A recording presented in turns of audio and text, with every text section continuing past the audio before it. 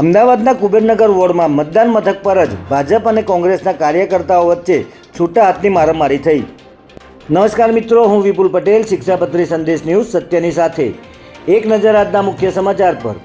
સ્થાનિક સ્વરાજ્યની ચૂંટણીને લઈને આજે રાજ્યભરમાં મતદાન કરવામાં આવ્યું હતું, ત્યારે અમદાવાદના કુબેરનગર વોર્ડમાં મતદાન મથક પર જ ભાજપ અને કોંગ્રેસના કાર્યકર્તાઓ વચ્ચે છૂટા હાથની મારામારી થઈ હોવાની ઘટના સામે આવી છે।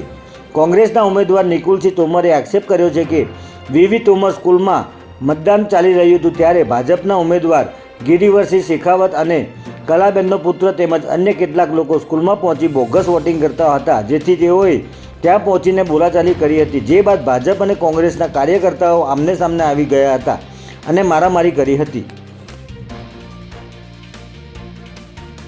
ઘટનાને પગલે અહીં હાજર પોલીસ કર્મચારીઓ દોડી આવ્યા હતા અને પરિસ્થિતિ કાબૂમાં લીધી હતી। સમગ્ર ઘટનાની જાણ કરવામાં આવતા મેઘાણીનગર પોલીસ ઘટના સ્થળ પર પહોંચી હતી અને પોલીસ દ્વારા કોંગ્રેસના ઉમેદવાર નિકુલસિંહ તોમરને સ્થળ પરથી દૂર કરવામાં આવ્યા હતા।